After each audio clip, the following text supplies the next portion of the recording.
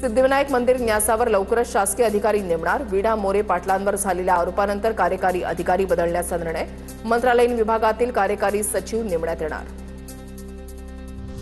मुंबईच्या महापौर ऋतू तावडेंचा आज नाले सफाई आणि हरित क्षेत्र पाहणी दौरा। मुंबई महानगरपालिकेमध्ये सर्व अधिकारी, आयुक्त, महापौर, उपमहापौर यांची 12 वाजता बैठक। त्यानंतर पत्रकार परिषदेचं आयोजन।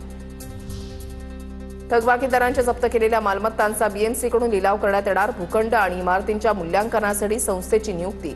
संस्थेसाठी बीएमसीकडून 21,67,000ची तरतूद। कोस्टल रोडमध्ये नव्यानं 9,64,00,000 रुपयांच्या कामांची भर। लोटस जेट्टी ते समुद्र महाल परिसरात 320 मीटरचा विहार पथ आणि सायकल ट्रॅक उभारणार। आपत्कालीन सेवांसाठी जोडणी आवश्यक असल्याचा दावा। मुंबई महापालिकेकडून मान्सूनपूर्व कामं युद्धपातळीवर। धोकादायक 67,000 फांद्यांची छाटणी। पावसाळ्यामध्ये पडझड आणि जीवितहानी टाळण्यासाठी झाडांच्या फांद्यांच्या छाटणीचं काम युद्धपातळीवर। बीएमसी शाळांमधील विद्यार्थ्यांसाठी 157 कोटींच्या साहित्य खरेदीचा प्रस्ताव। वह्या, गणवेश, स्टेशनरी पुरवठ्यासाठी कंत्राटदारांची नियुक्ती। प्रशासकीय प्रक्रियेमुळे साहित्य वाटपाला विलंब होण्याची शक्यता। मुंबई-पुणे एक्सप्रेस वेवर भीषण अपघातामध्ये 2 जणांचा मृत्यू। खोपोलीजवळ ट्रक आणि कंटेनरच्या धडकेमध्ये 80 वर्षीय महिला गंभीर जखमी। ट्रक चालकाचं नियंत्रण सुटल्यानं अपघात। राज्यभरातील 10वीच्या विद्यार्थ्यांना आज गुणपत्रकांचं वाटप। फेब्रुवारी-मार्च 2026 मध्ये घेण्यात आलेल्या इयत्ता 10वीच्या परीक्षांचं प्रमाणपत्र वाटप। पुणे आणि मुंबईला जोडणाऱ्या डेक्कन क्वीनचा आज 96वा वाढदिवस। दख्खनच्या राणीचं 97व्या वर्षामध्ये पदार्पण। ढोल ताशांच्या गजरामध्ये पुणे रेल्वे स्टेशनवर डेक्कन क्वीन रेल्वेचा वाढदिवस साजरा करण्यात येणार। चाकणमध्ये डंपर बाजूला घेण्याच्या वादातून 2 तरुणांचं अपहरण।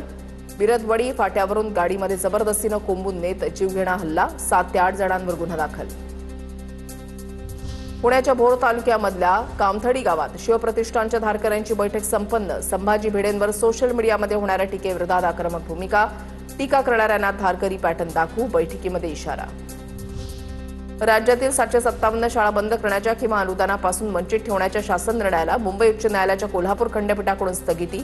शाळांना सुनावणीची संधी न देता कारवाई केल्याबद्दल न्यायालयाकडून शासनाच्या भूमिकेवर तीव्र ताशेरे। पिंपरी चिंचवड पोलीस आयुक्तालयाच्या दिघी आळंदी वाहतूक विभागाकडून ब्लॅक फिल्मच्या विरोधात कारवाई। 4 चाकी गाड्यांच्या काचेवर ब्लॅक फिल्म लावणाऱ्यांकडून आतापर्यंत 41,500 रुपये दंड वसूल। पिंपरी चिंचवडमध्ये वेगानं जाणाऱ्या एका बसची 2 4 चाकींना धडक। धडकेमध्ये 4 चाकीमधील दोन्ही वाहनं चालक गंभीर जखमी। कोणतीही जीवितहानी नाही। 4 चाकी वाहनांचं आर्थिक नुकसान। विविध जिल्ह्यातल्या टॉप 9 घडामोडींचा आढावा घेऊयात। पंढरपूरमध्ये श्री विठ्ठल रुक्मिणी मंदिरामध्ये नैवेद्य आणि पोशाख विधीचे सर्वसामान्य भाविकांना दर्शन। मंदिर समितीचा ऐतिहासिक निर्णय। यापूर्वी ही परवानगी केवळ यजमान आणि व्हीआयपींनाच होती। अकोल्यामधल्या तारफैल परिसरामध्ये रेल्वेच्या जमिनीवरील अतिक्रमण हटवण्यास सुरुवात। पोलीस बंदोबस्तामध्ये अतिक्रमणावर कारवाई। रेल्वे प्रशासन, महसूल विभागाच्या उपस्थितीमध्ये पाडका। माढा तहसील कार्यालयासमोर 70 वर्षीय जिजाबाई लोखंडे वृद्ध महिलेचं उपोषण। प्लॉटिंगसाठी शेतातील बांधावरची आंब्याची आणि सागवानाची झाडं तोडणाऱ्यांवर कारवाई करण्याची। बारामतीमधल्या अनेक भागात पावसासह गारपीट। वडगाव, निंबाळकर, निंबूत परिसरामधील गावांमध्ये गारपीट झाल्यानं शेतकऱ्यांचं मोठ्या प्रमाणात नुकसान। अनेक ठिकाणी पिकं जमीनदोस्त। मिरज तालुक्यामधल्या बेडक गावामधील एका घरामध्ये गॅस सिलेंडरचा भीषण स्फोट। आगीमध्ये संसार उपयोगी साहित्य, धान्य, कपडे तसंच महत्त्वाची कागदपत्र जळून खाक। आवटी कुटुंबाचं लाखो रुपयांचं नुकसान। पालघरच्या कोहोज किल्ल्यावर दुर्गप्रेमींकडून श्रमदान अभियान। कोहोज किल्ला प्रतिष्ठानच्या 30 सदस्यांनी गडावर विविध विकास कामांमध्ये सहभाग घेतला। गड संवर्धनाबरोबरच पर्यटकांच्या सुरक्षिततेलाही प्राधान्य।